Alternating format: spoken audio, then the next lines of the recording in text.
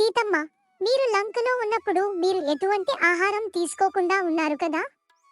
మరి మీకు ఆకలి వేయలేదా? వానరమా, నన్ను రావణుడు లంకకు తీసుకెళ్ళాక నేను రామనామాన్ని మాత్రమే జపించాను. కాని నేను ఏమీ తినకపోవడం చూసి బ్రహ్మదేవుడు బాధపడ్డాడు. అవును కదా మాత, మీరు తినకపోతే మీ ప్రాణానికి ప్రమాదమే కదా? నేను రామనామ జపం చేస్తున్నాను వానరమా, నా ప్రాణాలకు ప్రమాదం ఉంటుందా? అయినా కూడా బ్రహ్మదేవుడు భయపడి ఒక దివ్యమైన ఆహారం నా కోసం ఇంద్రదేవుడితో పంపించాడు. మరి ఇంద్రదేవుడు మీ వద్దకు వచ్చాడా మాత?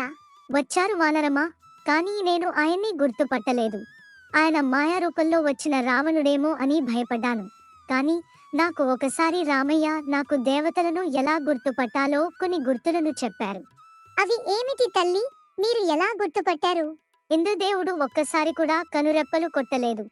ఆయన పాదాలు నేలకు తాకలేదు. అలా నేను గుర్తుపట్టి ఆ ఆహారాన్ని తీసుకున్నాను. అది తీసుకున్నాక నేను లంకలో ఉన్న నీ రోజులు ఎటువంటి ఆహారం తీసుకోకుండా రామనామ జపాన్ని మాత్రమే జపిస్తూ ఉన్నాను. సబ్స్క్రైబ్ చేయొచ్చు కదా?